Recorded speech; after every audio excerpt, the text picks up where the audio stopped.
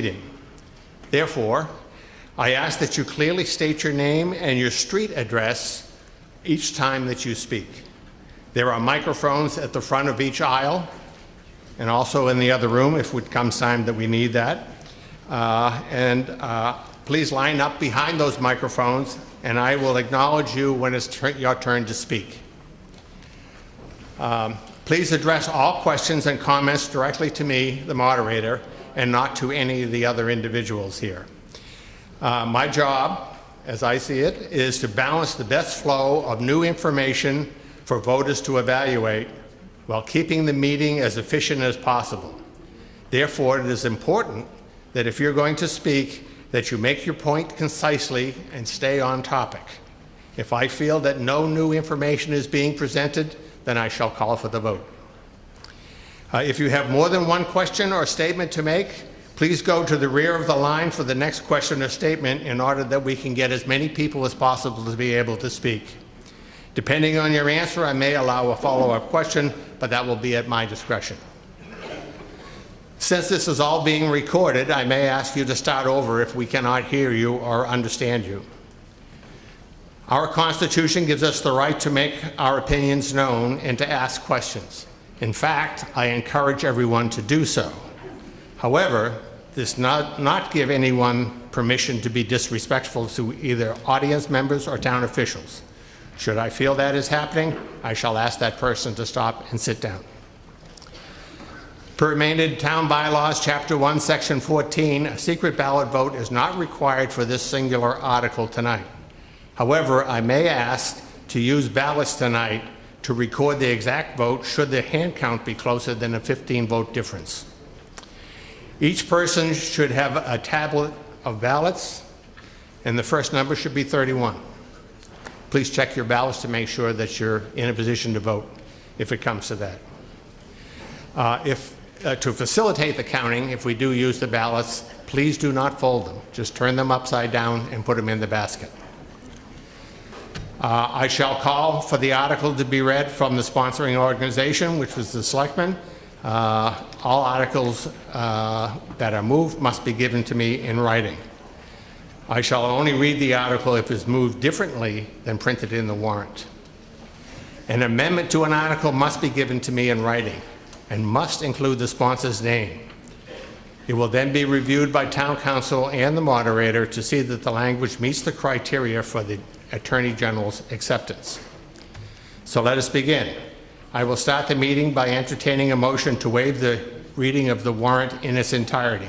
May I have a motion? Mr. Moderator, I move that the reading of the warrant in its entirety be waived, but be made part of the record of this meeting, that the moderator be permitted to refer to each article by subject matter instead of reading each article completely. Do I have a second? Second. Motion's been made and second. All those in favor? All those opposed? Motion carries. Because both the town and the developer have consultants knowledgeable in various aspects of this proposal, I shall invite them all to the stage after the motion has been made and seconded. This will allow more time for discussion and Q&A and less time for transportation back and forth to the podium. Will the Board of Selectmen please move the article?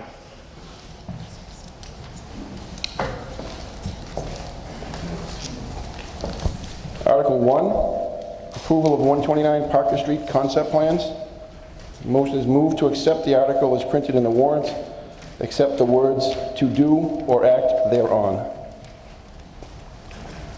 Do I have a second? Motion's been made and seconded. Do I have a Finance Committee recommendation? Finance Committee recommends. The Finance Committee recommends. Discussion. Okay, I think anybody in the room need me to tell me what this is all about? But this is the 129 Parker Street development. It's the concept plan, and we're looking to, the selectmen are looking to approve this, and we support this unanimously, and we voted to support it unanimously. And some of the highlights as far as we are concerned and the town is concerned are, we'll go through them. In the MOA, which the selectmen and the developer have agreed to within the past month, some of the details in the MOA, The town will receive a gift of $1 million, $100,000 which has already been received. You'll see in the course of this project, and by the time it's done, many traffic signal intersection improvements with 5 existing front door improvements and $260,000 donation to the town's traffic improvement fund from the developer. There will be water and sewer upgrades in that area to handle the increase in water and sewer needs. And the water and sewer connection fees in this project alone will total $1.4+ million to the town of Maynard. The RKG, which the report has been available on the website for some time, they've done a financial impact analysis which indicates that the property and excise tax from 129 Parker Street will increase our tax base by $1,420,450 annually, with service costs in the neighborhood of $869,500, with a net positive gain annually of $550,950. And we also expect to see in the neighborhood of $800,000 in building permits. So that's from the selectmen. That's our presentation. I would like to invite the developers and the town consultants to come up to the seats off to the side there. The developer will now make a presentation before we enter into the question and answer period. And then after they've made their presentation, we will call on whoever is the most knowledgeable person on that particular aspect to answer the question. So I invite the developer to start their presentation.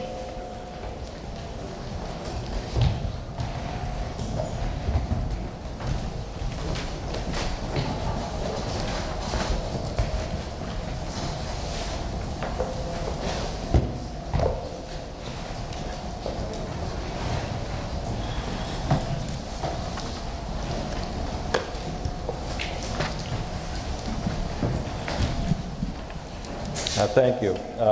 My name is Robert DePietri from Capital Group Properties in Southborough. And we're going to make 2 presentations tonight. One on the concept plan, which relates to the site plan of the project, and then the second on the signage proposal in the project. Right now, we're going to do the site plan approval.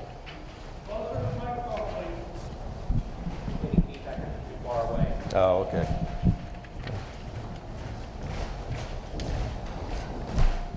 Take that off.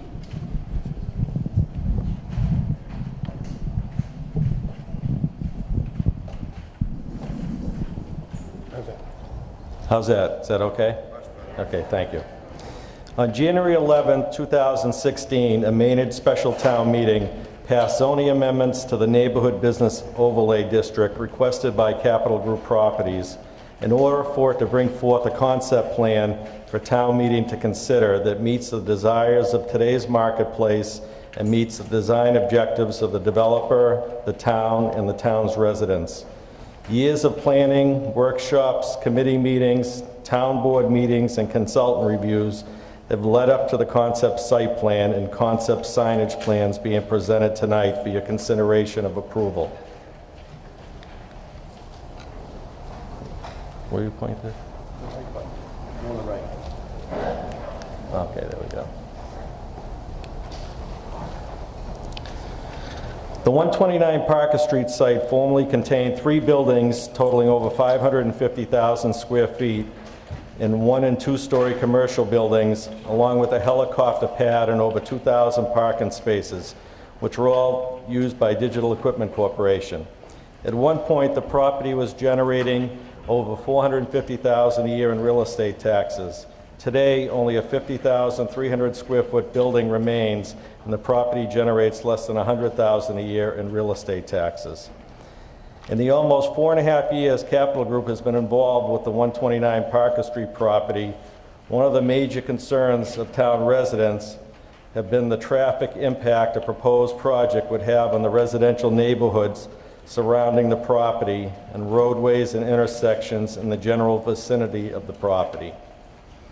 The plan being brought forth for your consideration tonight addresses those issues and many more. Back in 2006, a development agreement was negotiated with the previous developer outlining an extensive series of traffic improvements to be completed on Parker Street in front of the property, as well as 6 other intersections in Maynard. The front door improvements include the installation of a fully signalized intersection and road widening of Parker Street along our property's frontage.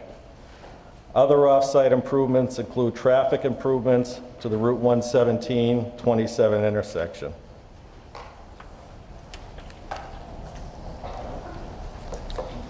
The concept plan being brought forth tonight for your consideration is for a mixed-use development on the 58-acre parcel of land known as 129 Parker Street. Proposed uses being considered for the property include a first-class supermarket, restaurants, general retail uses, a fitness facility, medical offices, a multifamily rental community, and a senior independent living facility. The proposal being brought forth includes the construction of 15 new building structures on the parcel, 11 new garage structures, and complete renovation of the remaining 50,300 square foot structure on the property. The project, when completed, will include a total of 293,450 square feet of non-residential building space, 180 multifamily residential units, of which 22 units will be affordable housing units, and 143 unit senior independent living facility. The largest commercial building will be a 70,000 square foot multi-tenant retail building shown as retail space A through D on the concept plan, and that building is, where am I? Right here. Features of the concept plan include the construction of a pedestrian footbridge over the existing pond. I gotta put my glasses on so I can see that. I think I know it by heart. There we go. Okay, there we go. So that's right in this area here, and that'll cross from the proposed supermarket to the northern side of the property.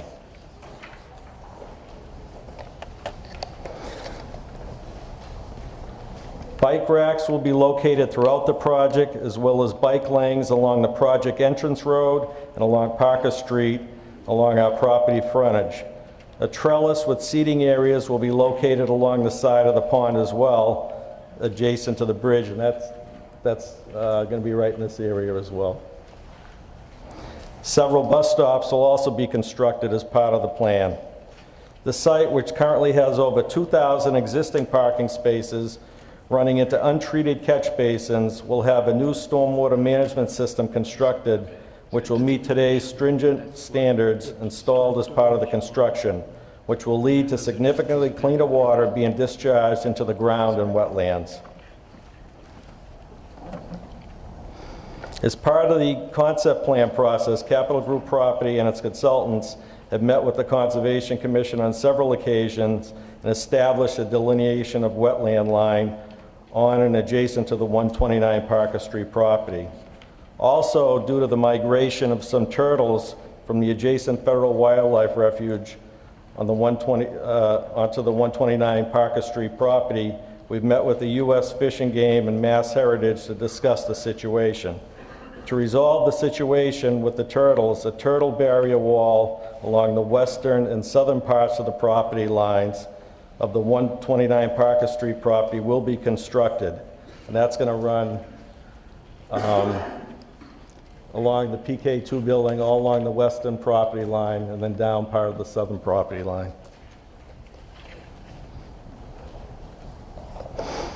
And as well, there's talk about constructing a turtle nesting area too in the southwest corner of the 129 Parker Street property.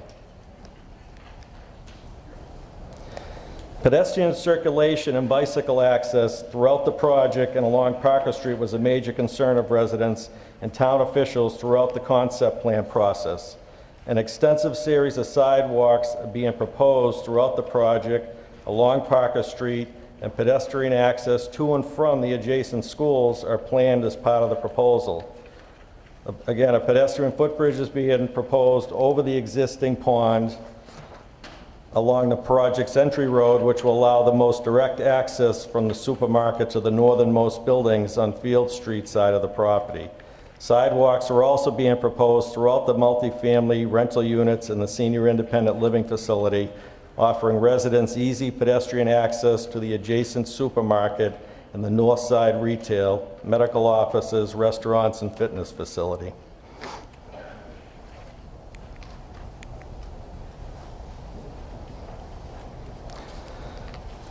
Another area of major concern to the residents throughout the planning process was the treatment of the residential buffer landscape areas along the northern Field Street property line and southern Detley Road property line. Jim Almonte, a landscape architect from Waterman Design Associates, met with several neighbors to discuss the treatment of the landscaping in the residential buffer areas. The northern residential buffer area adjacent to the Field Street residence abutting the property will include native evergreen trees, ornamental shrubs, earth berms, and fencing designed to minimize the disruption of the proposed project on the Field Street residential abutters.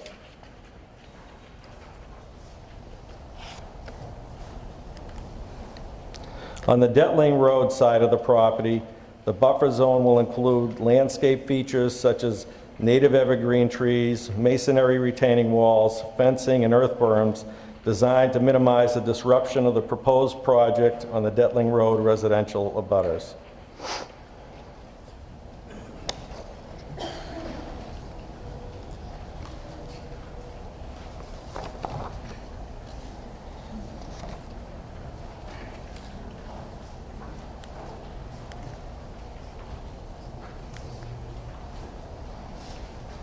Building height was also a concern during the planning process. In addition to the residential 45-foot buffer area and the 100-foot building setback requirements of the MBOD, a restriction put on buildings more than 3 stories in height. These buildings cannot be closer than 1,000 feet from Parker Street. That's that line right there, sort of on the, runs along the green. So that's 1,000 foot back. Or closer than 300 feet from any residential zone land. So there's sort of the 300-foot line, and then on the Field Street side as well. Currently, one multi-unit rental building and the senior independent living buildings are planned to be 4 stories tall.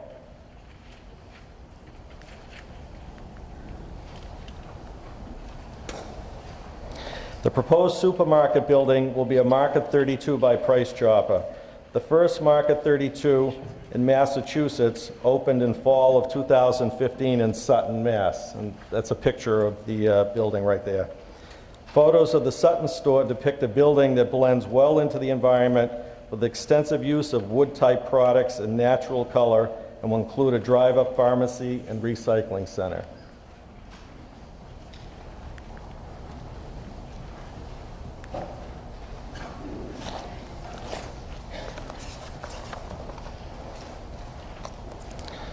The multifamily rental community will include 3 primary residential buildings, 2 that will be 3 stories tall and 1 that will be 4 stories tall, as well as 2 townhouse-type residential buildings, a clubhouse with pool and administrative offices, a fitness and mail center overlooking pond adjacent to the entrance road.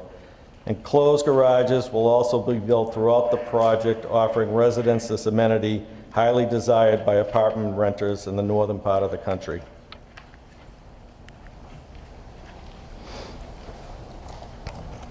Up to 8 retail buildings will be constructed, excluding the supermarket, on the site. Smaller pad buildings will be built along the property's frontage along Parker Street, fitting into the residential nature of Parker Street. The larger retail buildings will be built towards the center of the 129 Parker Street property and will be designed to appear as several smaller buildings connected together as typically seen in New England downtown areas. Materials such as field stone, brick, siding, stucco, and awnings will be used to achieve the desired feel for the project.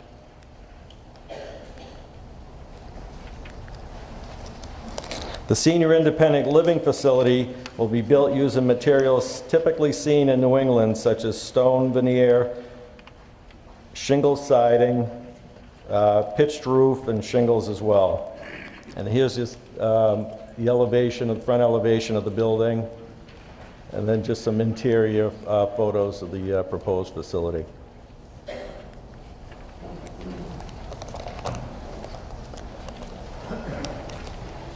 Are they going to do the sign one after? So this is just... Do you want to do the sign presentation now or after? Do all your presentations, and then we'll do the questions and answers Okay. afterwards. Okay, now I'm going to turn it over to Boyd Morrison from Gamble Design, who was the designer for the signage package for the project. You're going to push this to the right, Boyd, to change the slides. Thank you. You don't need that number. Good evening, ladies and gentlemen. My name is Boyd Morrison. I'm Principal and Design Director, thank you, of Gamble Design. We've worked closely with the design team behind me here, as well as with your planning board, and had a couple of work sessions to get to the approval. This shows the plan again, and I do want to point out there's a little caveat at the bottom right of this plan that all of the retailers are shown for concept only. So these would be the kinds of businesses that would be going in. The Market 32, of course, Robert talked about already, but I just wanted to point that out. So this is the plan with the potential retail logos superimposed over the locations of the retail storefronts that were just described.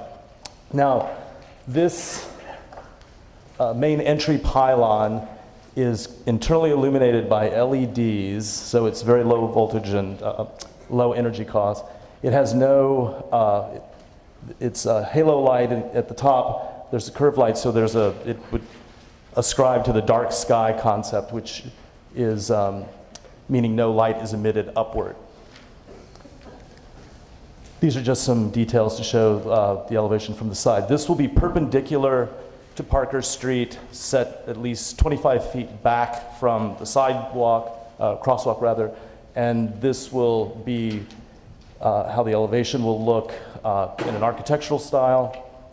Flanking the entries into the property will be dual stone walls that will have the branding and identification of the residential units that Robert just described, as well as for the senior living facility.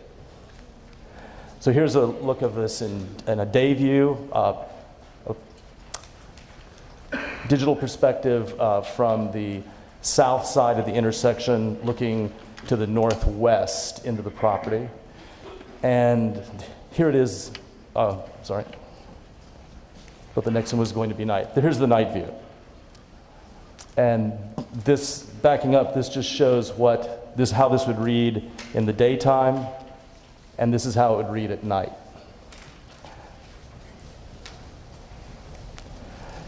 And here's how the pylon would read at night. So you can see that the graphics, it's only the graphics that are illuminated, it's not backlit white panels. There are a number of other smaller retailers, and working closely with your town's design advisors, we took these out of the pylon and moved them back into the rotary that is shown in the plan. So these will give people who are coming into the site, we'll give them a secondary, we're calling this a secondary retail identifier, so people can find the retailers. When you're at this point, the Market 32 would be to your left, and the retailers that are indicated here for position only would be to your right. So here's just some studies of scale. Robert talked about the use of the different familiar materials, field stone, brick, siding, and then the graphics will be integrated into that retail facade. I went too fast there. This just, again, the canopies add human scale. Those could also have a branding characteristic for the individual retailers depending upon their approach to their branding, since each of them tend to have their own unique way of doing things. But this also should give you a scale. Also, just to give you a corollary scale, kind of a comparative scale between the monument on the right and the storefront, that should give you a sense of scale. And then we have some scale people in there as well. This would be one of the these are the freestanding buildings that were described that will be out in, set back from Route 129 on the eastern side of the property. And then there will be these signature stone markers that will be outside the entrances, the vehicular entrances to the senior living and the apartment buildings, respectively. This is a bit of the street furniture, so the sign standard doesn't just stop at the main pylon. It's really going to be articulated throughout, so it gives it a real streetscape feel. We're using, in this case, kind of a neutral black metal armature that will be carrying all different kinds of information, from directional to pedestrian information to parking signs, right through to the traffic and safety. And that is the proposed concept sign plan for the Maynard Commons development. Thanks for your time and attention. Okay, thank you. So I will now open to question on the floor.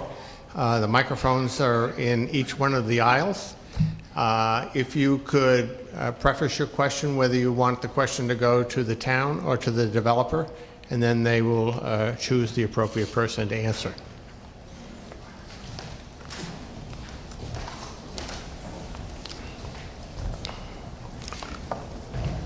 Could you turn the lights back on?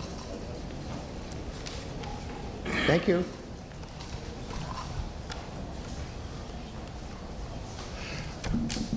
I recognize the microphone in the center. I have, my name's Christina Orchard, and I live at Senior Housing on Powder Mill Circle. This is all very nice, but are you still using oil to heat? Is there going to be any kind of solar energy facilities, any kind of water purification facilities, anything to update it to the modern ecological standards that we need because of climate change? I assume that question was directed at the developer? Yes, please. Whoever. I'm going to have Bill DePietri, the developer from Capital Group Properties, address that question. Was this a question regarding the assisted living or the overall project? The whole facility. All of the buildings, all of the housing, all of the Yep. senior living. So the heating would be by natural gas, high efficiency units. It'll be low impact development as far as landscaping. There'll be no irrigation, all drought tolerant plants. The grocery store, they're going to try to achieve a LEED design, which is energy efficient building. As far as the apartments and the assisted living, those are still in the early stages of design work. So in fact, solar or something else could be put in? It could be, like I said, it's still in the early design phases. Okay, thank you. Yep. So you mentioned that it was LEED design. I think there are 3 levels of LEED, bronze, silver, and gold, or something to that effect. Yeah. So Market 32 is building their own building, so I'm not sure what level that they're going to try and achieve. I'm sure it depends on pricing and how it comes in. Thank you. I recognize the microphone to the right. Thank you. Bill Cranshaw, Mockingbird Lane. The Board of Selectmen's fiscal impact analysis says that this project will provide an extra $1.4 million in taxes every year. I mean, that's really good, and that's probably one of the reasons why a lot of people are here tonight and a lot of people are going to vote for this. I mean, after all, we got our real estate tax bills last week, and We don't need reminders about how high taxes are in town. Now, that financial report says that 900,000 of that $1.4 million should go to the schools and should go to the police and fire departments to cover their costs associated with this project. And that makes sense. I mean, the project's going to send more kids to the school, so the school budget should go up. Now, the financial report also says that there'll be another $500,000 above and beyond what is needed to cover the extra costs of the town. And that's the thing that interests me the most, because there's two things that can happen with that. One, the Board of Selectmen can find stuff to spend it on, or they could save it and use it to reduce property taxes. And I'm hoping they use it to reduce property taxes, because otherwise, what's the point of voting for this project and dealing with all the traffic and other hassles? So my question to the Board of Selectmen is this. $900,000 of that $1.4 million certainly needs to go to the school and other town budgets to cover the additional costs. But what is the Board of Selectmen going to do with the extra $500,000? Are they going to use that extra $500,000 to reduce property taxes, or are they going to spend it all and let property taxes keep increasing unchecked?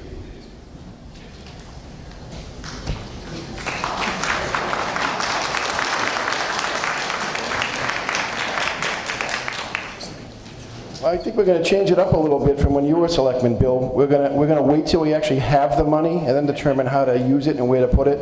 And if it's, you know, if there's not a dire need elsewhere in town, I'm quite sure that that'll have a positive effect on the tax rate throughout town.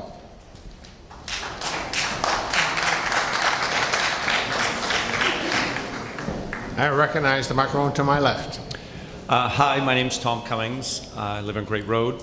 The plans look beautiful. I wish you good luck with the project. I'm kind of curious though, if you start building, let's say you get one building up and something happens, the economy goes a little bit south, or you're not happy with the interest of possible tenants, what's your obligation to finish this project? Can you just put one building up and stop at that, or are you going to actually, do you have some legal or financial commitment to finish the whole project? Is that to the town or to the developer?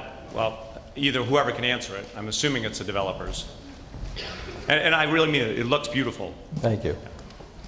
You know, basically we're getting the concept plan approved, then we'll go for site plan approval.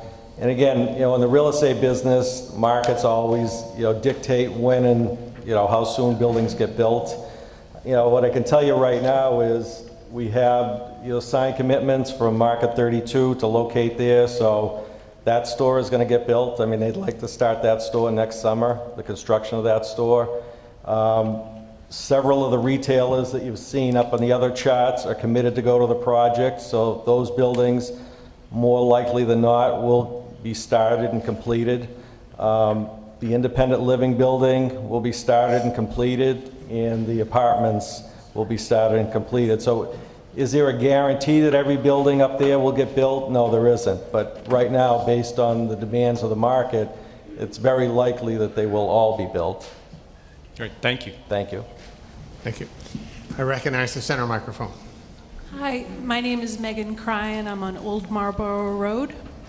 I was just wondering if you could clarify where the one entrance with the stoplight, if it's, is it across from B Street? Is it past B Street? And there are, right now there are crosswalks from B Street South and North Street. Do you have any plans for changing those? Will they stay in place?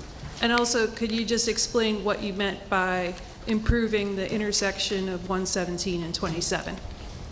Yes, I mean, the main entrance is right here where the light will be going. I think there's two residential homes that are directly across the street from there. Okay. You know, B Street and South Street, I believe, are north of this intersection here.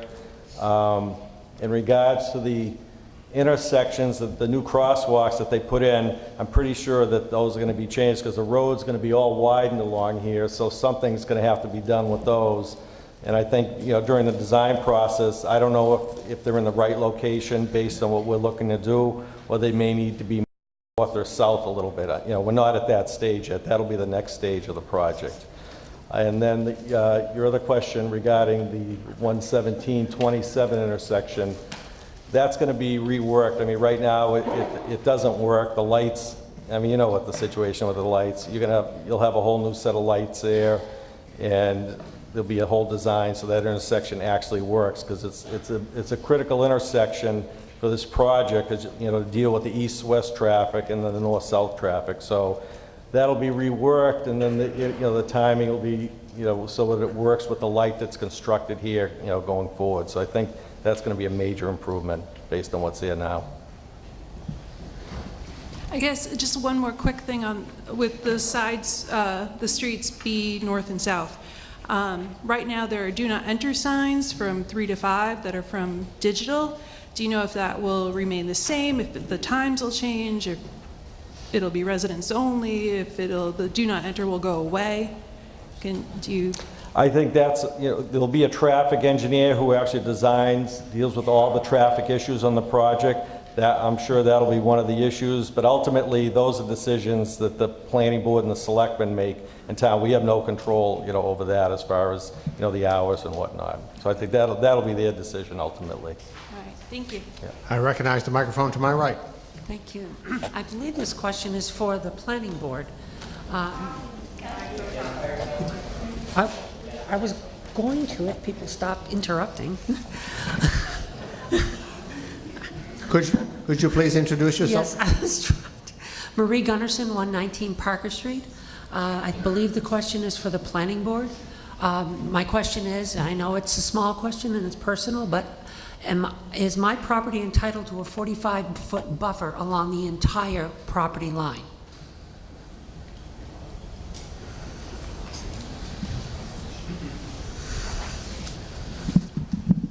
Hello, everyone. Who would like to be spoken?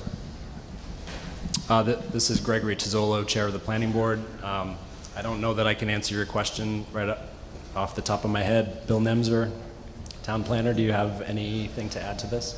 That's good. Microphone, please.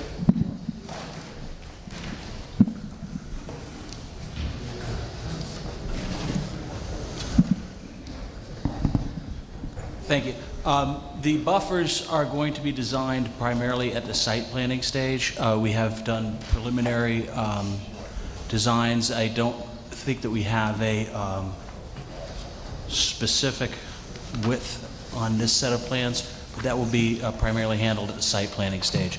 This was just a conceptual plan to establish buffers. I have to pull out the exact code, but there is a minimum buffer that will be approved at that time, and there's a certain amount that are required by the current zoning regulations. I just want to address that one item. At our last meeting on the conceptual plan, we were told by town council that the conceptual plan is essentially the final plan, and every little detail is exactly what the town voters intended. Yep.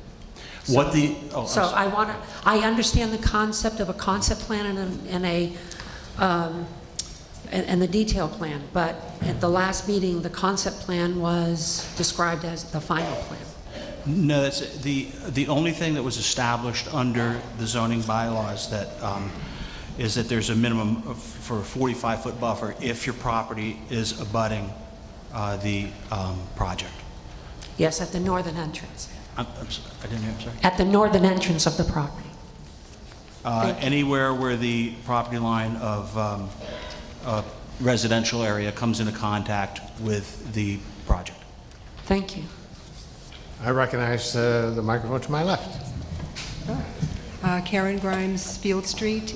I had a question regarding, probably the developer could answer this. I see that it's going to be a market from Price Chopper, and I know that they fill all their stores during the evening.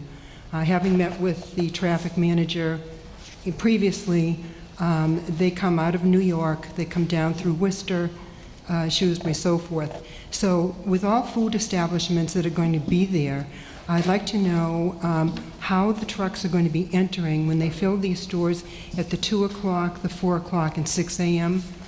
And if there's any kind of restaurants that have food and have early openings, say pad sites or whatever, they tend to get their deliveries at 4:30, 4 o'clock in the morning.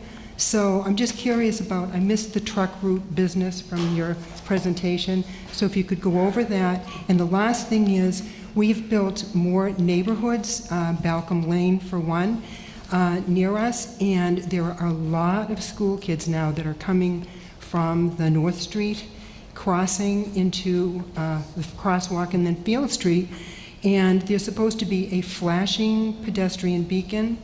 I didn't know if that was still on the books, because with distracted driving and so forth, and one set of lights and another set of lights, I'm worried about the kids coming across. Right. So those two issues. Yeah. As far as any planned route, I'm not sure. I can just show you where the possibilities where they could enter the project. For the supermarket, which is over in this location, they'd be more than likely coming east and west on 117, then south on 27, because Price Drop doesn't have any more stores east of here, so I think a lot of their stuff would be coming from the west. They'd enter the main project here. They could come around the Rotary and then around to the back of the building and then backing into the loading docks here. Another, possibility is the northern entranceway. They could come in here, around like that. I mean, that's another potential, how they could get in and get out of the project. All the exiting would go right back out to here, right to the light, and then back north and west of there, on that there.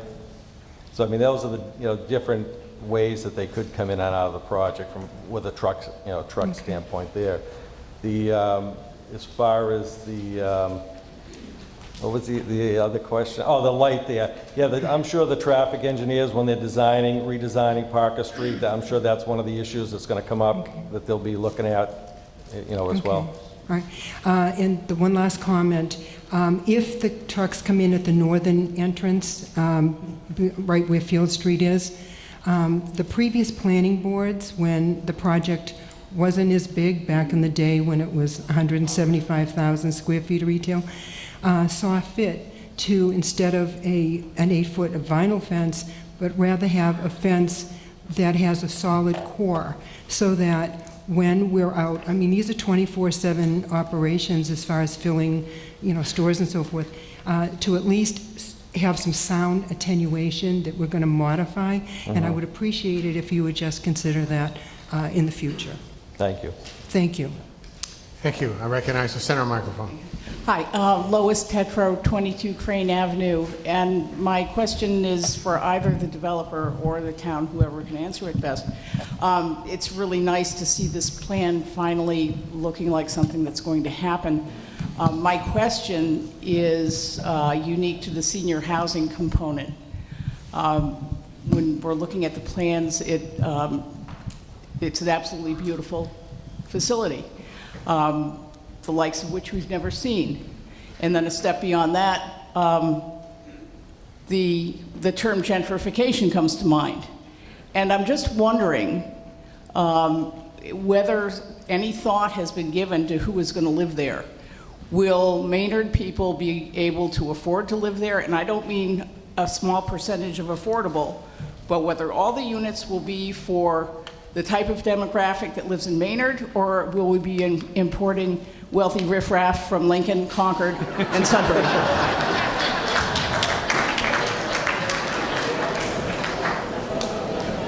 Not that there's anything wrong with that.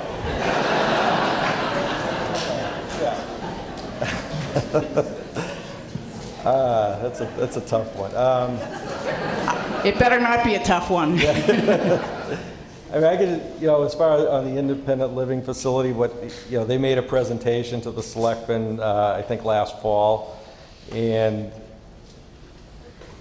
the pricing on those facilities, from here way up to here, I can tell you it's not way up to here, at least the pricing, that was presented to the selectmen.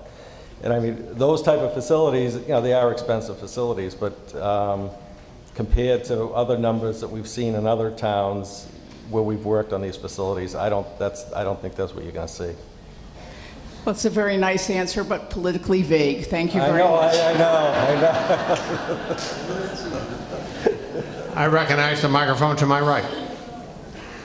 Well, that's a hard act to follow. I'm Jim Staley, and my wife Nancy Fredericks and I live at 15 Old Marlborough Road. My concern is about the peripheral traffic, and this has come up before, and I think in another phase of this development, but Old Marlborough Road is a very nice cutoff between 27 and 117. You've already identified a traffic challenge at 27 where it intersects with 117, so drivers like myself are going to be looking for a cutoff. Old Marlborough Road is already full of potholes. It's barely a road. It has no drainage. It has no real street structure. It was designed back in the horse and buggy days, perhaps earlier. So has consideration been given yet, or is it still too early? If not, I would like consideration. I'm sure our residents, other residents, our neighbors and so forth would also greatly appreciate some feedback on that. If you've already considered it, you might share with us what you've come up with. What are your thoughts?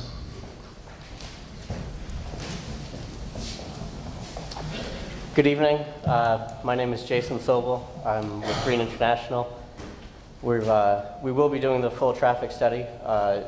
For the concept plan, we have done a preliminary evaluation, so we haven't evaluated all the impacts yet. That said, as part of the preliminary evaluation, we did do some comparisons in terms of how much traffic would be generated. With the current proposal, we compared it to both the 2006 proposal as well as the 2013 proposal, the two previous ones. And in both cases, we're generating less than both of the previous proposals, approximately 20% less traffic than the most recent proposal in 2013, and I think about 10% less traffic than the 2006 proposal. Well, that's comparing to two other proposals. So what would it be compared to now? Well, it certainly would be more traffic because the site is essentially vacant today. Many of the detailed questions that you asked regarding cut-through traffic, these are considerations and concerns that will be addressed during the design and when the project is under site plan review in front of the planning board. Yeah, one other thing that towns like Burlington and some of the larger burbs have done is start to close off largely residential streets. I don't think anybody likes closed off streets, but it might be something to look at. Certainly, I'm sorry, I didn't mean to interrupt. Go ahead. Certainly, closing off streets, there's a balance between not wanting to cut through traffic through a residential neighborhood without inconveniencing those residents. There's other traffic calming measures that might be applicable in some cases, and do not enters during certain times of the day, things of that nature. But again, those details haven't yet been worked out. Okay. I just thought I'd remind you. Thank you. I recognize the microphone to my left. Hello, my name is Miles Clancy. I live on Whitney Ave. My question is for the developers. And somebody previously had mentioned sort of market demand, and my question really goes to the type of analysis that you've done on the actual market itself. So for a project of this type, in terms of like the mix of businesses that you sort of anticipate would be located here, do you foresee that Maynard, not 100% by itself, but sort of like the median income of Maynard and the spending power of the residents here, would that be enough to sustain and make the businesses here sort of viable? How much would we anticipate we have to pull from the wealthy riffraff from the other towns? And sort of if you have an analysis of kind of the mix of what that would need to look like in order to make this project viable. Thank you. Thank you.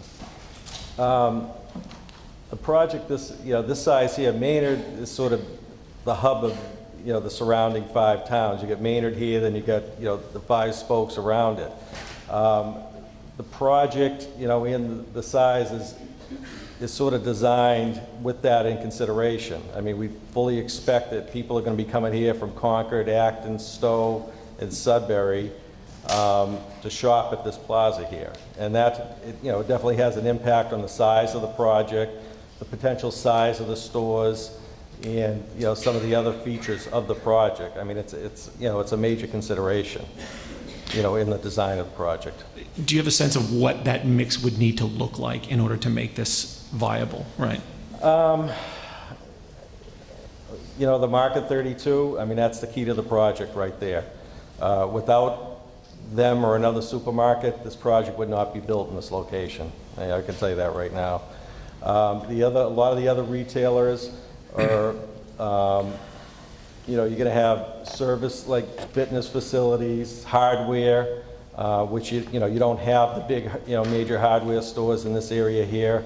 So that's going to, again, service, this part of the community here. You're going to have restaurants, you're going to have personal service establishments, medical. I think you're starting to see a lot more the integration of medical into these type of retail facilities now. What's happening is the hospitals are trying to get the patients out of the hospital and into these type of facilities because they can provide the service a lot cheaper than they can at the hospitals. So I think you'll see, we have some interest from a couple of medical groups, and I think you'll see one of them coming here as well as probably some other ones in the future. So I think it's going to be a pretty broad mix of users there that you're going to see. Okay, thank you. Just want to interrupt there for a second. All you folks that are standing in back, if your legs are getting tired, there's plenty of seats up front here. So please feel free to come up and have a seat. Recognize the microphone in the center. Thank you. My name is Edward Friedman, Arthur Street. I have two concerns. I think the first one is primarily for the developers and concerns lighting in the project. I would hope that all the exterior lighting would be downward directed, which has three big advantages. It's energy efficient, so it saves money for all concerned and helps the environment. It prevents horizontal glare, which improves visibility and particularly public safety. And thirdly, it mitigates light pollution by not directing light upward, which is something that's sort of close to my heart, as I like being able to see the Milky Way and many of the stars and environment that is so often lost to us in urban environments. So I think that's primary. The town has put in the last decade some rather quaint-looking streetlights along the bridge over the Assabet that had large glass globes, and though they are attractive architecturally, they don't meet those constraints. Can you comment on the lighting plan? The lights that you're seeing today are not being used today are not like the light poles that you currently see out there now, which just, light goes everywhere. It's very directed light, high efficiency fixtures, and there basically is no spill from that site there. I mean, you can literally this is the parking lot here, and there you're not going to have the light spill there if it's not designed to go there. So I think everything that's going to be used here will be the newest and best fixtures, and they'll all be high efficiency, and they'll achieve everything that you're looking for them to achieve. That's great. That's good to hear. Yeah. My other concern, second concern, and this is directed at the planning board. I have a document that's the Maynard Planning Board report to this special town meeting, and it says that the vote at the June 28th meeting was 3 for, 2 against, and 1 not voting. There are many positive things to say about this plan that I'm quite pleased to see, but I am curious to know what Andrew Diamore, Greg Tizzulo, who voted no, and Samantha Pauley Elliott, who did not vote, what the minority views are on this plan and why they voted against or abstained. Certainly.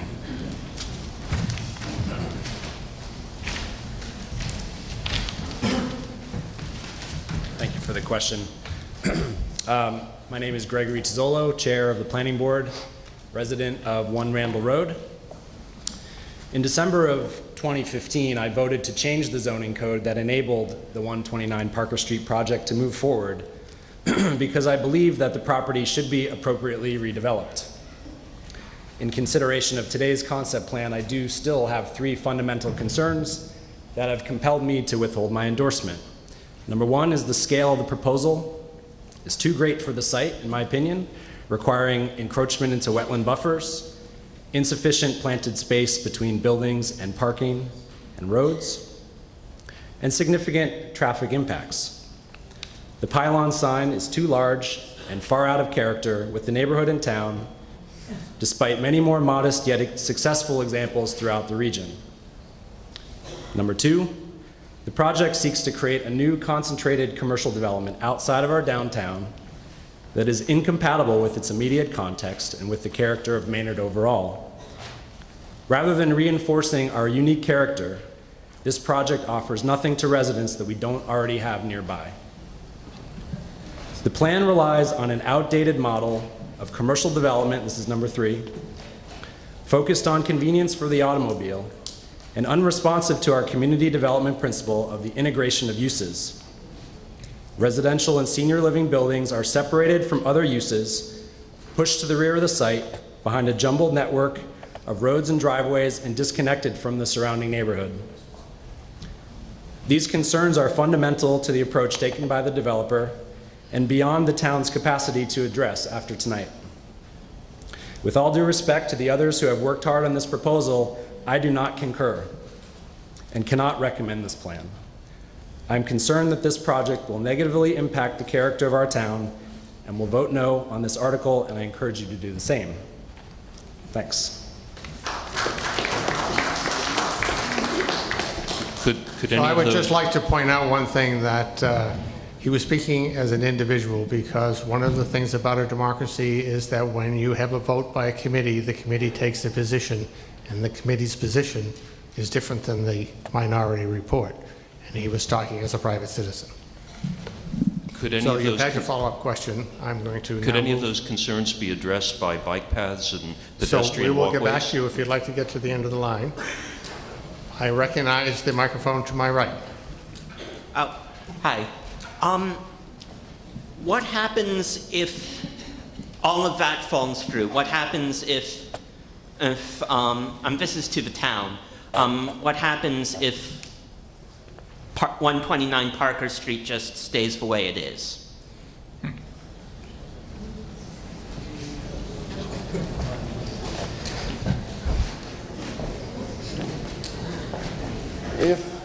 If 129 Parker Street stays the way it is, it stays the way it is. It's an eyesore to the town. It's a lack of potential tax revenue to the town. It does not bring us things that we don't have in town, which clearly this project would bring us, is things that we do not currently have in town. We do not have a supermarket in Maynard. We do not have health facilities in Maynard. We do not have senior living in Maynard. There's a lot of things that we don't have in Maynard that we do need, that the towns around us are capitalizing on. We also would stand to lose a lot of business downtown, because the surrounding towns around Maynard, Wayland, Berlin, Hudson, those towns that have developed projects like this all have bustling, busy, vibrant downtowns that were not such prior to their building. And that's what would happen if we didn't do this. Stay the same, Jurassic Park on 129 Parker Street, it looks like Jurassic Park, but that's the risk.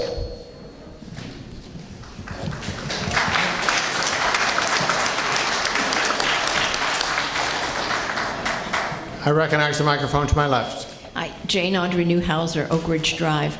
Perhaps I can clarify some of the political vagaries that were asked about earlier. And this, I guess, is directed to the developers, and particularly the people from the Hawthorne Retirement Group. This is a concept plan, so I just wanted to make sure that the seniors weren't given any misconceptions and any disappointments. And I think this question was alluded to by the previous speaker, not immediately previous, but earlier speaker. After the Hawthorne Group was here earlier, my husband and I took a trip up to the Beverly facility, which is run by Hawthorne Group. And it's called Gracious Retirement Living. Here you've been calling it senior independent living. Well, the units in what they call the kitchenette has a sink, a refrigerator, and a microwave oven. So there's no stove, there's no opportunity to cook anything, and I don't consider it independent if I can't cook myself a hamburger. But that's the way they're describing it. And it really is a lovely facility, and the food was very good, and there are lots of activities going on. But in answer to the question about pricing, a one-bedroom unit for one person would be $37,000 a year. If you took 2 people in there, there's an additional cost, and that's $43,000 a year. If you want 2 bedrooms, one person can do that for $51,000, and 2 people can do it for $57,000. Basically, it covers your food, it covers your cable, it covers your heat, but we'd be bringing in the riffraff from Concord and Wayland and those places. Thank you. Thank you. I recognize the I don't know if they're planning something slightly different here in Maynard, or is this going to be the established pattern? I don't know. We're not the developer on it. They came and made a presentation to the selectmen last year, and what they presented at that meeting is what they're planning on building. Okay, thank you very much. Yeah, thank you. I recognize the microphone in the center. David Mark, Maple Street. First, I want to commend the developers for changing the name from the shops at Maynard Crossing. Second, Maynard right now has a fairly high number of restaurants per capita already because it does serve the surrounding towns, most of South Acton, Stowe, North Sudbury, parts of West Concord. And so my question then is, and I know also that Mill and Main is thinking of bringing some retail restaurants into that space. So my question is, of these various pads that are sort of satellite pads, how many restaurant sites are tentatively in this plan? I think we would anticipate maybe there'd be 3 or 4 restaurants in the project. That's what we're currently thinking. Thank you. Yeah, you're not going to have, I think, a huge amount there. I recognize the microphone to my right. Thank you. Marie Gunnarsson, 119 Parker Street. I guess this question is for the developer and/or the planning board. The developer spoke earlier. Part of this long development process included all the workshops with the residents of Maynard. I participated in those as well as a number of other people. I think that some of the comments that Greg were making highlights that, because I don't see, or if I'm asking, can you tell us about anything that came out of the workshops that you spoke of that ended up in this plan? Because the workshops used, we had a village-like approach, having the residents more coexisting with the actual existing resident areas of Maynard, not tucked away in the back. So there were a number of things that were developed on concepts at those workshops that are not reflected in the conceptual plan.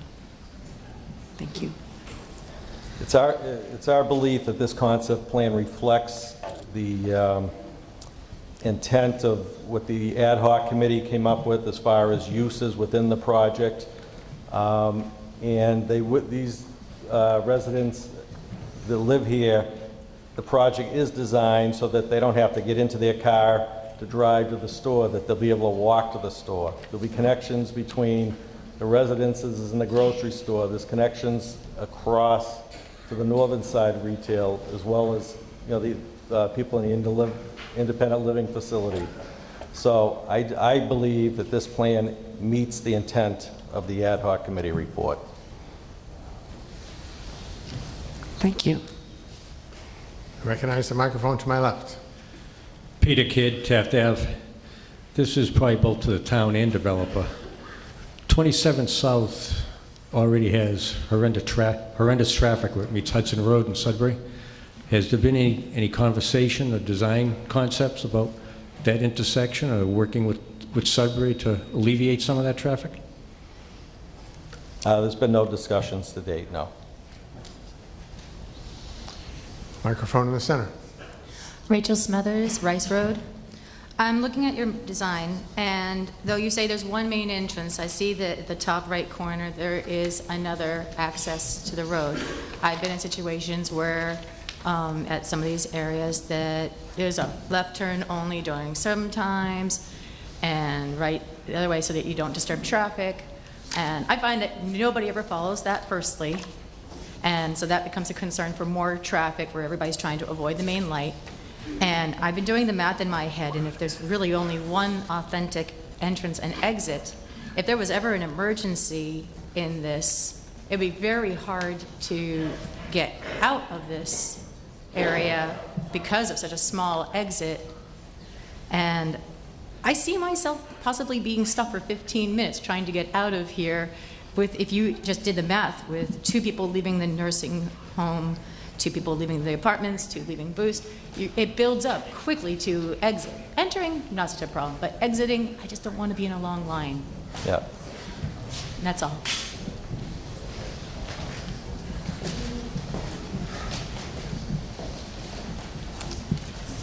Good evening. So, as I mentioned previously, we haven't done a complete Average, I believe, is the number I've heard. And in the summer, it goes up to about 1.5 million gallons a day. So roughly, what is the budget of water use and treatment for this project? Thank you. The estimated water usage for the project right now, based on the anticipated uses, is about 94,000 gallons a day. 94,000? Yeah. And I would like to hear from the town if that is not going to push us too hard on both ends, the supply and the treatment, because we've spent millions of dollars on wells and water treatment and sewage treatment. So I want that to happen. I really, if we screw up our water supply, we've messed up our lives. Sure, let me, Jason Creel, Board of Selectmen, let me respond to that. As far as water, you've heard from Bob tonight that about 94,000 gallons per day.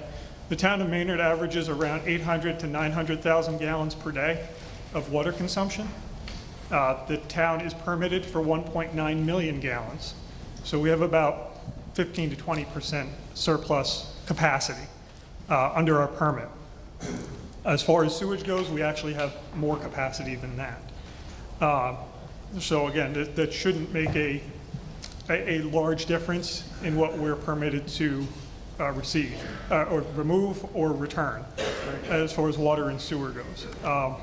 To your other point, I don't know necessarily germane, but to this, the town is and has been pursuing increasing the resiliency and the redundancy of our water system since, help me out, 2013? 2000, since 2011, 2012, which was the White's Pond Reuse Committee. Right. So under a drought, though, that's my point. We don't know what the future holds. And it's very possible that we'll get more rain or more snow, but then long term, whether the trend is up or down, in other words, we're licensed for that, but can we actually do that without the quality of the water going down, without requiring more mineral filtration, et cetera? So that's my concern. You don't have to answer now, but I very much want to hear an answer to that. I recognize the microphone in the center. Hi, Luann Kataya, 1 Wilson Circle, and this is directed to the Board of Selectmen. I wanted to reframe the question about taxes because I do think it's important. Can the Board of Selectmen or someone from the Board of Assessors explain how the increase in taxes from this project inevitably will impact new growth, the levy ceiling and the levy limit as imposed by Proposition 2.5? Thanks.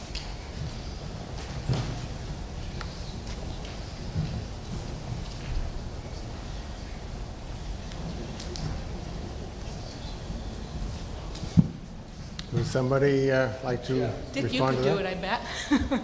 Can you repeat the question? So I want to, when the project goes into fruition, the money collected in taxes go into new growth. And then in terms of levy ceiling and levy limit, we should know how that works. The levy ceiling increases the bucket, the levy limit increases the Prop 2.5 allowed by law. So when we come to town meeting in May, those things will come to the table at some point, maybe not next year, but a year after. So wanted to begin the discussion of how all of this works in terms of the Prop 2.5 and the rules around that.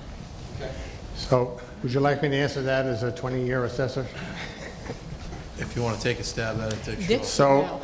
So there are two 2.5s in Proposition 2.5. So you can't increase more than 2.5% of the levy from the previous year, and you cannot exceed of 2.5% of the total value of the town.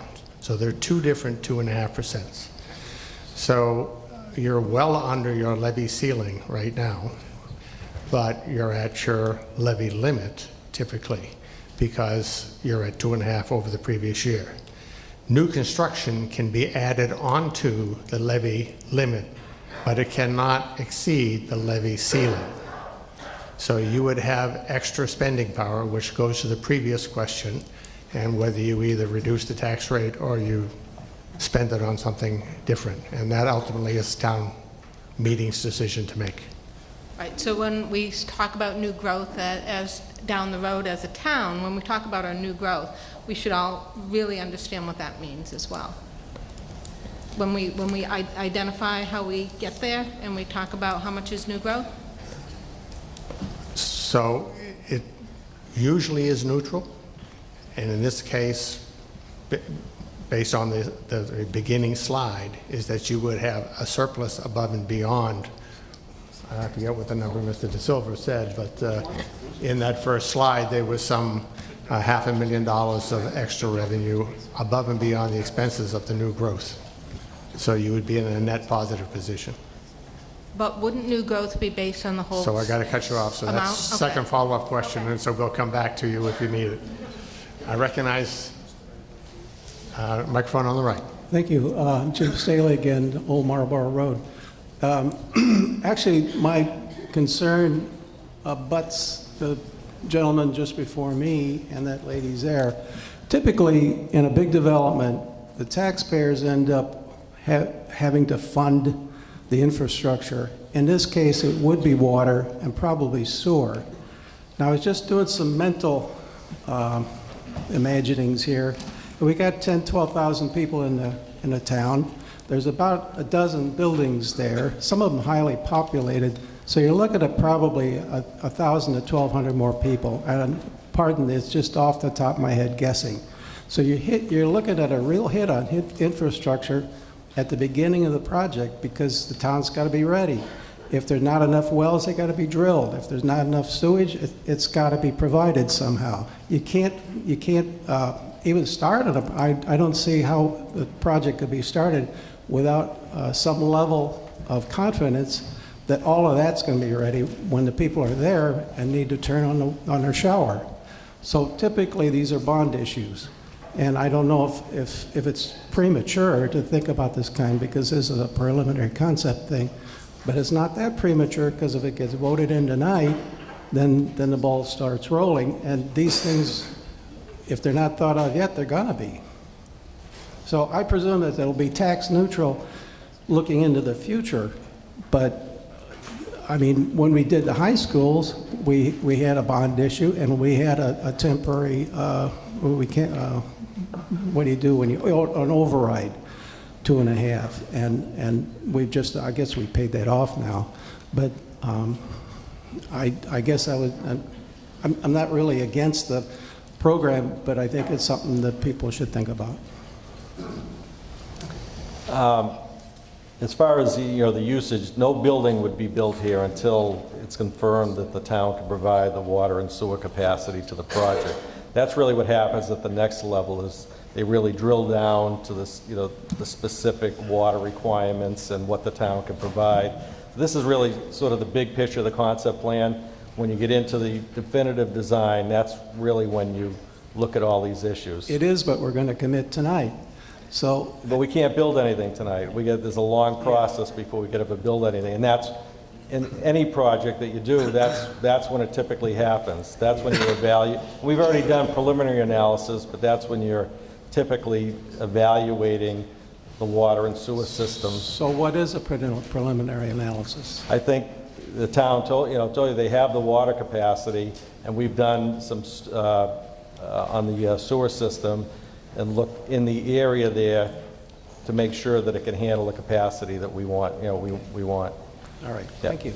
Okay, thank you. I recognize the microphone in the center.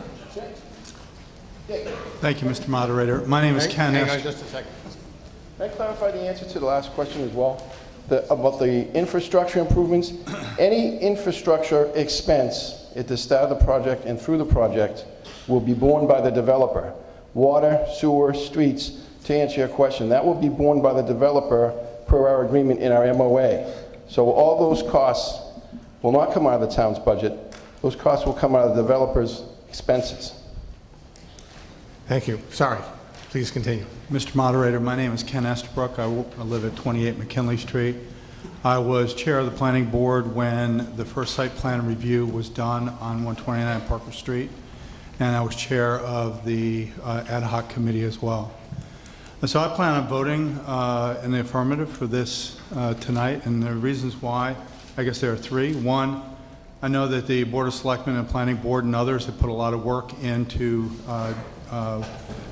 making sure that this project goes forward with eyes open. We have a special town council that has been looking at this very closely, and so I think a lot of good work has been done with that. Number two, while this is not a zero impact project, certainly is what I would consider a very balanced impact project.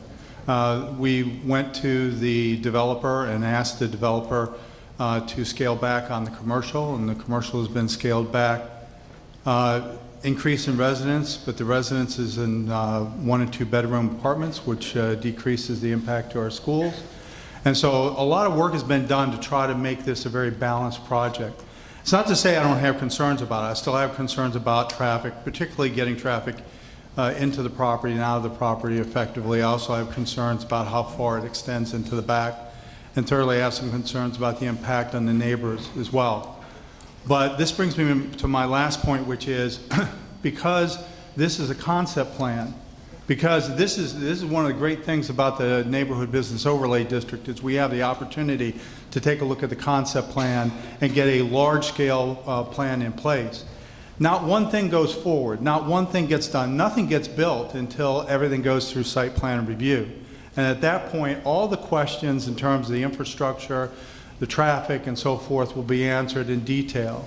And so I know that this is just merely an opportunity for us to go forward with what I view as a balanced impact project, and then leave it to the planning board, who will be overseen, I'm sure, by all of us, who will continue to go to the planning board meetings and making sure that all the different impacts are taken a look at. So thank you, Mr. Moderator.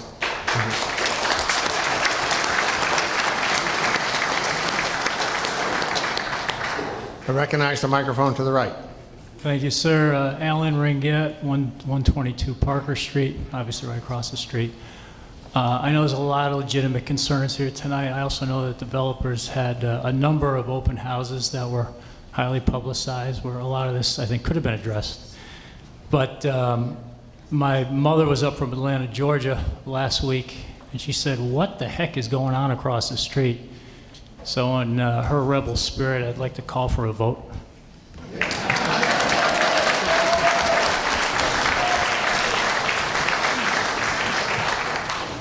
Recognize the microphone to my right. Hi, I'm Sarah Hartman at 3 Oak Ridge Drive. And my concern is one that sort of echoes another, perhaps, that was asked earlier, and that is more concern about how this sort of enclave is going to relate to the rest of the town, which there's lots of exciting things happening in town with the Mill and Main, the new brewery, the walkway across the pond, a new exciting bike path that's coming along. I think it would be a real shame if this becomes a self-contained enclave that doesn't both contribute to the life of the community beyond, as well as take it for the people here to take advantage of the rest of the town that it offers, which is a lot. And I'm wondering what your thoughts are about, and I was thinking, how can you get these folks downtown, and, you know, does it mean some sort of transportation down, or I'm wondering what your thoughts are about that. Yeah, the plan isn't for us to become an island there and shut our doors to the rest of the town. It's to integrate this project into the town, which is going to require everybody's involvement and ideas, and that's sort of how this plan has evolved, and I'm sure there'll be changes to it in the future addressing a lot of those issues. You know, we've got bus stops that we've sort of located there, anticipating that at some point maybe there is a shuttle service from downtown to the project and vice versa. So the intent is for this to be integrated into the town and the existing businesses and not, on its own. That's really what our intent is. Okay, thank you. So I cut two individuals off before I call for a vote. I would like to give them an opportunity to have their follow-up questions if they would like.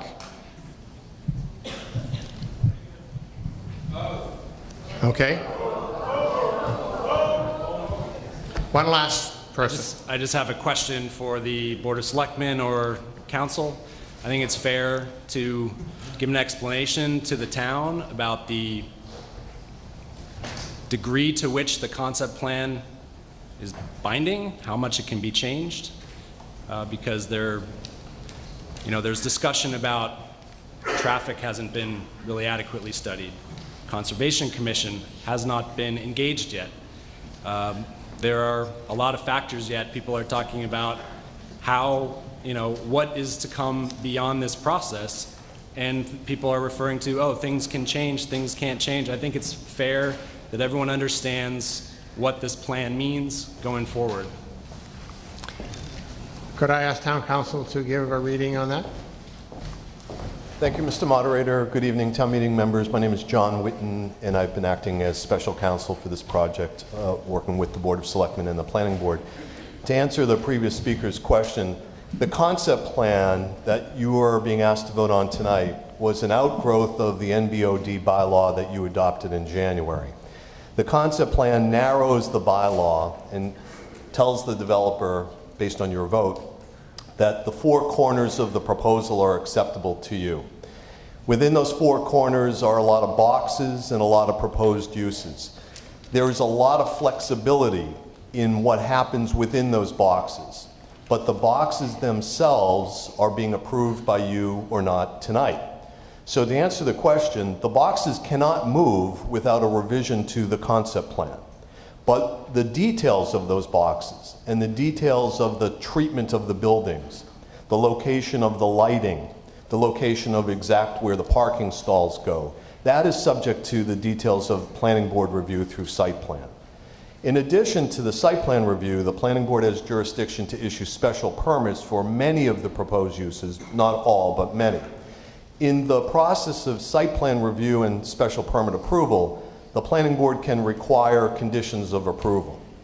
So even though the Board of Selectmen have negotiated a contract with the developer called a memorandum of agreement, it's a contract, where the developer is obligated to make certain payments and make certain improvements, the planning board can do more. The planning board can add more requirements because during the planning board process, the planning board will be reviewing the detail.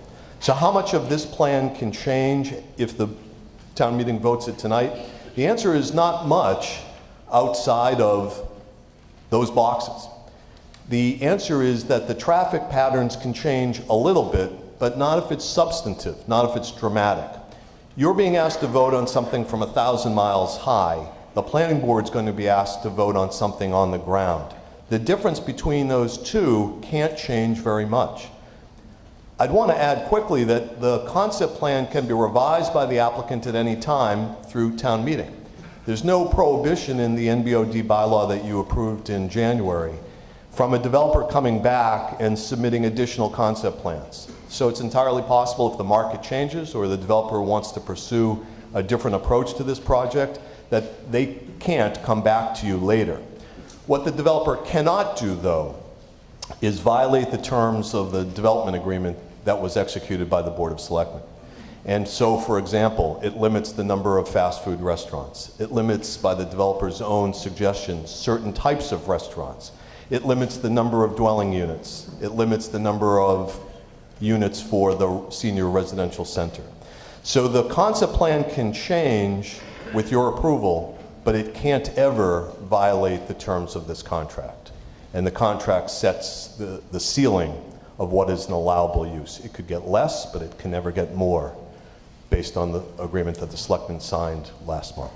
Thank you, Mr. Moderator. Thank you. And so now it's time for a vote. I'm going to ask the guests to return to the guest area.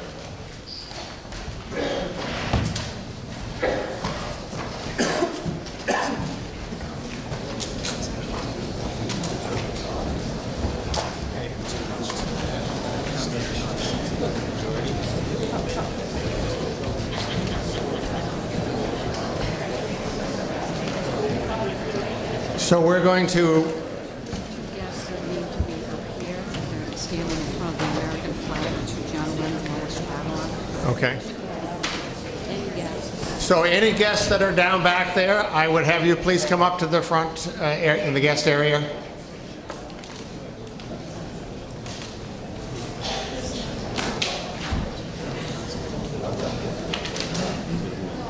We got them all?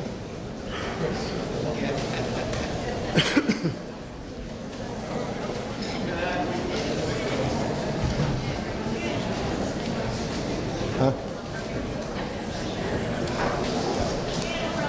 Okay, there's two more guests down there that are, I'm afraid I'm going to have to ask you to either leave or come up to the guest area. You cannot stand down there because we're going to have a vote.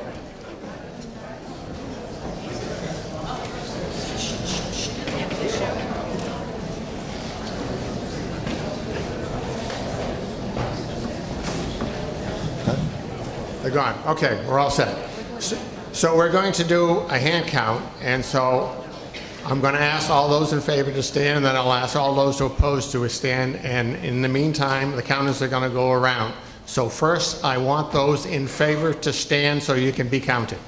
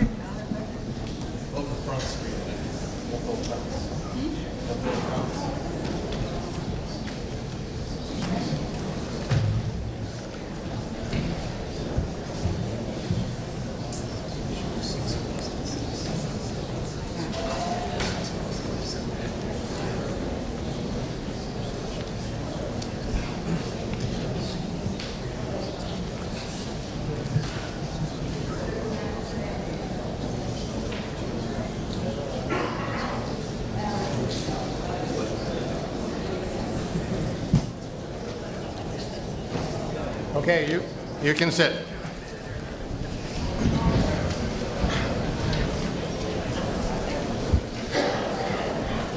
They're going to tally the votes, and then I will ask for the nays. But hang on just a second, please.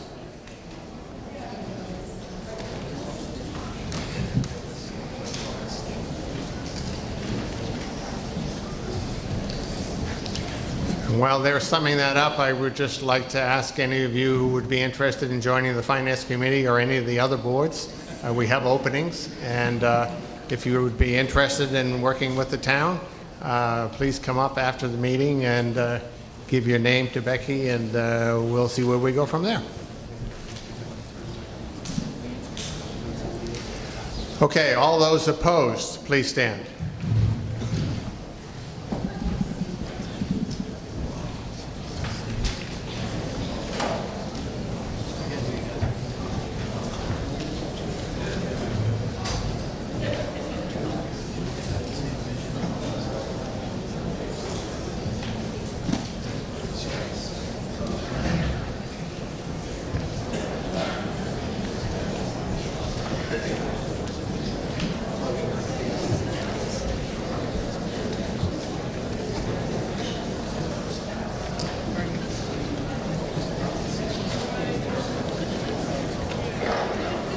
Okay, please sit down.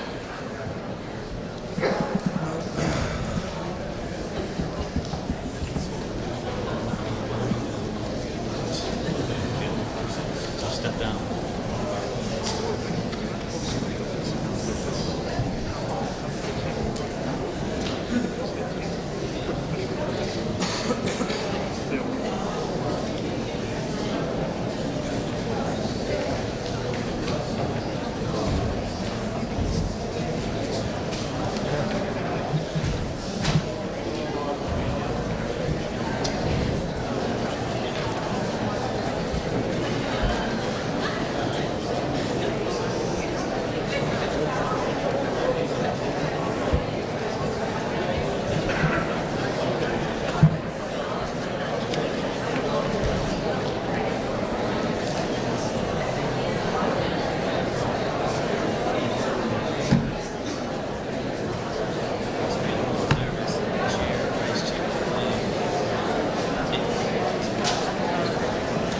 So the results of the article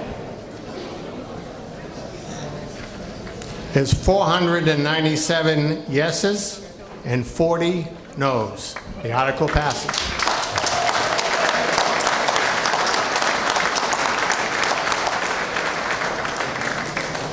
I will now entertain a motion to dissolve the meeting. Yep. I have to make the motion.